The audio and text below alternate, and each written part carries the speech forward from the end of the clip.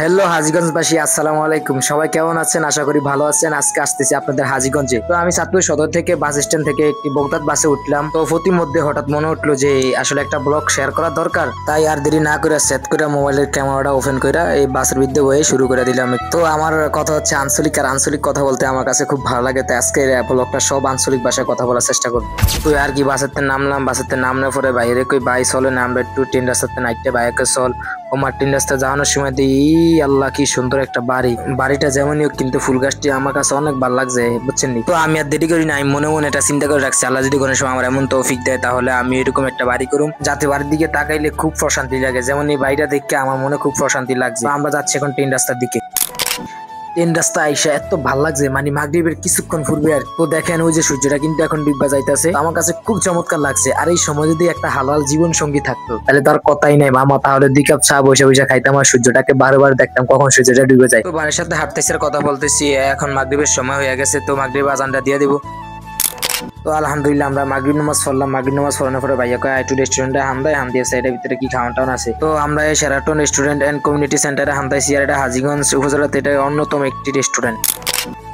ও মা, এই রেস্টুরেন্টের ভিতরে হান দিয়ে দিই। ও মা, এটার পরিবেশটা জাস্ট ওয়াও, এত ভালো লাগছে, অসাধারণ লাগছে। ভাইয়া কয় এনো বহু না, এনো মানুষজন বেশি, আমরা একটু চাইনিজে বসে ঠান্ডার ভিতরে এসির ভিতরে। পরে আমি কে এসি টিসি হইলে তো ভালোই হয়, অনেক গরম লাগতেছে তাহলে হান্দানতে ভাইয়া হান দিয়ে গেছে যে চাইনিজ রুম। তো আমি আর হেতের পিছে পিছে চাইনিজ রুম হান্দাইলাম। হান্দানোর পরে দিয়ে চাইনিজ রুমের ভিতরে ভিউটা আরো অসাধারণ, এত ভালো লাগছে। তো ভাইয়া কয় হাতটা ধুবি নি, আমি কি না হাতটা ধুবো না, হাতটা তো ধুইছি। পরে চিন্তা করলাম মন যদি হের লাগা হাতটা না দিই মাইসে আবার কি মনে করে, অনেক মানুষজন আছে। তো তো হাতটা ধুইয়া বোয়ানোর পরে ওই ওয়েটার বাইরে ডাক দিলাম। ওয়েটার ভাই জানি কি কাজে ব্যস্ত। ভাবলাম এর ফাঁকে দেয়া এই ইহা চাইনিজ রুমের ডেকোরেটর আপনাদেরকে দেয়, এটা কেমনে সাজাইছে। তো এটার ভিতরে ঢুকানোর পরে আমার আরো ভালো লাগছে, এরকম একটা রেস্টুরেন্টে ঢুকছি। অন্যান্য রেস্টুরেন্ট থেকে রেস্টুরেন্টটা আমার কাছে খুবই ভালো লাগছে, লাইট গুলো ছিল জাস্ট ওয়াও। তো অনেকখানি ভিডিও করলাম, পরে দেখলাম আর কি ওয়েটার আইলো। আনার পর আর কি ওয়েটারে অর্ডার দিয়ে দিলাম কোল্ড কফি দেওয়ার জন্য। কিন্তু আবার আমি ভিডিও করতেছি, এবারে আমার দিয়ে ছাড়াইছে। তাই মনে মনে ভাবলাম আমরা তো 2-4 জন এলাকার মানুষের আর তো কেউ চিনি না, আমি তো সেলিব্রিটি হয়ে যাই না।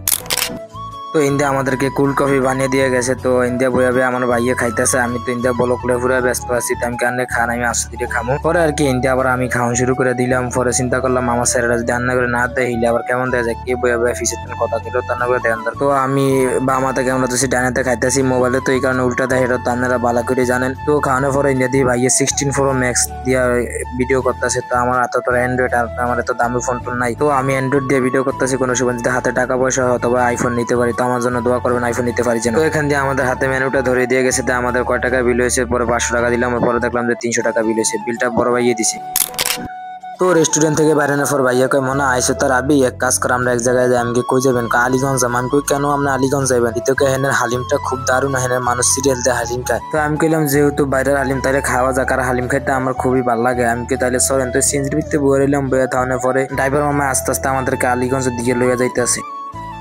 অবশেষে আলীগঞ্জে নামলাম। সিনজিতে নামানোর পরে ভাইয়া আটতে আছে, আমি কারণে সামনে দিয়ে আরে না, আমি পিছে পিছে আটতেছি কারণ আমি একটু ভিডিও করতেছি। তো কচ্ছপের তো একটু জোরে আইটা গেছি গিয়ে হালিমের দোকানের দ্বারে মামায় দেখতেছি উঠার তোরে হালিম বানাইতেছে, কাস্টমার বয়ে রয়েছে।